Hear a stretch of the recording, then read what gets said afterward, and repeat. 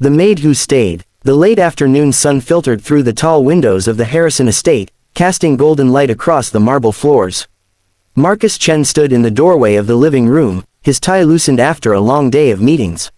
He watched the scene before him with an expression that mingled disbelief and something close to hope. On the cream-colored sofa sat a young woman with blonde hair braided over her shoulder. She wore a simple white dress, and in her arms rested his daughter, Lily. The little girl's head lay against the woman's chest, her bright blue eyes half closed, peaceful in a way Marcus hadn't seen in months. This was remarkable for one simple reason: Lily didn't let anyone close. Not anymore. Marcus had hired 17 maids in the past year. 17 different women, each one qualified, each one recommended, each one certain they could handle the needs of a wealthy single father and his 5-year-old daughter. Not one had lasted more than 2 weeks. The problem wasn't that Lily was violent or cruel. She was simply unreachable. After her mother's death 2 years ago, something had closed off inside the little girl. She wouldn't speak to the maids, wouldn't acknowledge their presence, wouldn't accept comfort or care.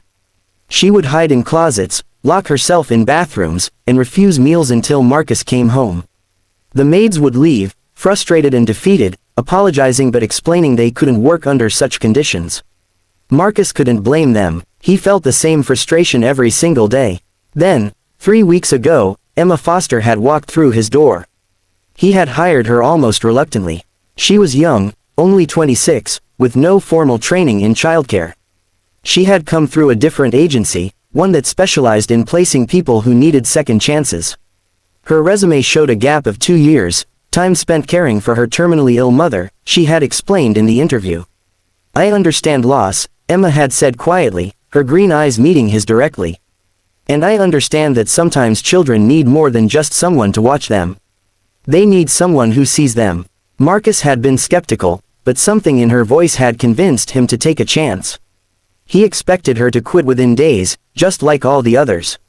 But Emma had surprised him. The first week had been challenging. Lily had employed all her usual tactics, hiding, refusing to eat, pretending Emma didn't exist. Marcus had watched through security cameras from his office, ready to intervene, ready to accept another resignation. But Emma hadn't given up. She didn't force Lily to interact. She didn't bribe her with treats or try to win her over with games. Instead, Emma simply existed in Lily's space with calm patience. She would sit on the floor and read books aloud to the empty room, knowing Lily was listening from behind the curtains. She would prepare meals and set them at the table, then sit nearby doing needlework, never pressuring Lily to join her. When Lily hid in the closet, Emma would sit outside the door and talk, not to convince Lily to come out, but simply to talk about her own day, her own memories, her own mother. "My mom loved gardening," Emma would say softly. She had this rose bush that she called her stubborn beauty, because it wouldn't bloom for 3 years. Everyone told her to give up on it, but she kept watering it, kept talking to it. And then one spring, it bloomed the most beautiful red roses you've ever seen. "Sometimes," she told me, "the most beautiful things just need time and patience." Marcus had listened to these one-sided conversations through the monitor, his heart aching. He wanted to tell Emma she was wasting her time, that Lily wouldn't respond, that he had tried everything, but something kept him quiet. By the second week, small changes began to appear.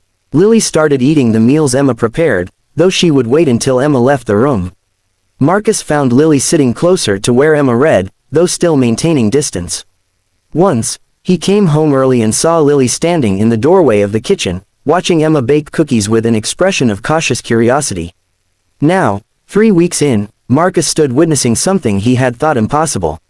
Lily, his unreachable daughter, was lying in Emma's arms, allowing herself to be held. Emma looked up and noticed Marcus in the doorway. She smiled gently, her hand continuing to stroke Lily's blonde hair with tender care. "She had a difficult afternoon," Emma whispered. "One of her toy rabbits lost an ear." She was quite upset. Marcus moved closer, his footsteps quiet on the floor.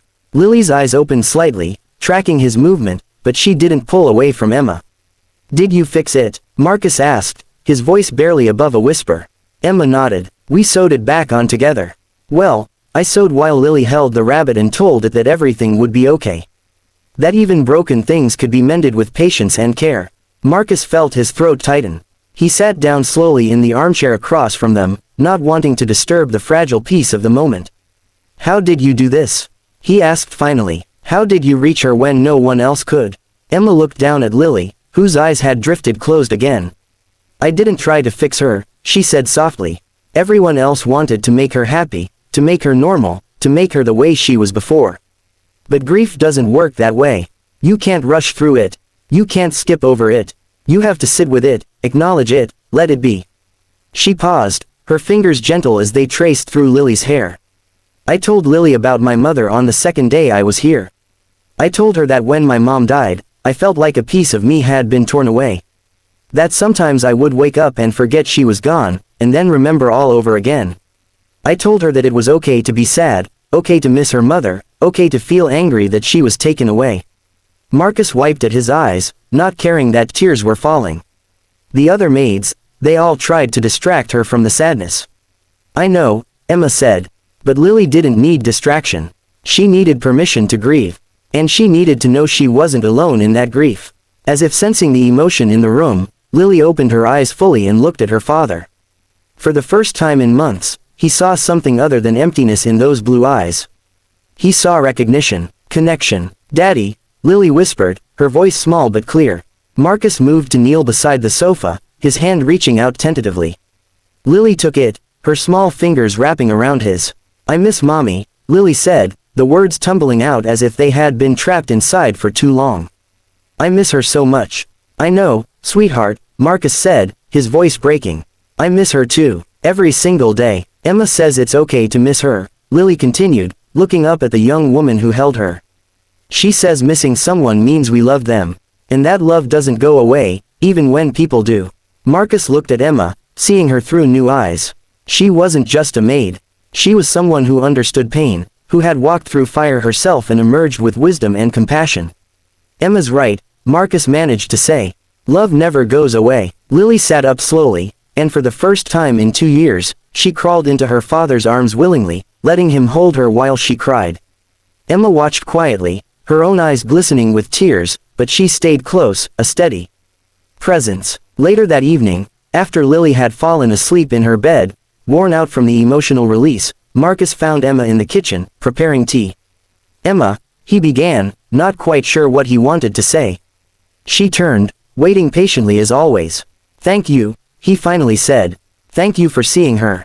For seeing us. For not giving up." Emma smiled, the same gentle smile he had come to recognize over the past weeks. "I told you in the interview, Mr.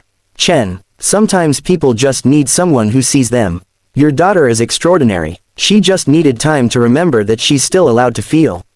Marcus nodded, understanding now what he had missed all along. He had hired maids to manage his daughter, but what Lily had needed was someone to witness her grief, to sit with her in the darkness until she was ready to find light again. "You're hired permanently," Marcus said. "Whatever you want, whatever you need, it's yours." Emma's smile deepened. "I just want to be here for Lily. And for you. Healing isn't something that happens overnight, but with patience and care, beautiful things can bloom again." As Marcus returned to his daughter's room to check on her one last time, he found Lily sleeping peacefully, her toy rabbit clutched in her arms, its ear perfectly mended. And for the first time in 2 years, Marcus Chen believed that maybe, just maybe, his family could be mended too.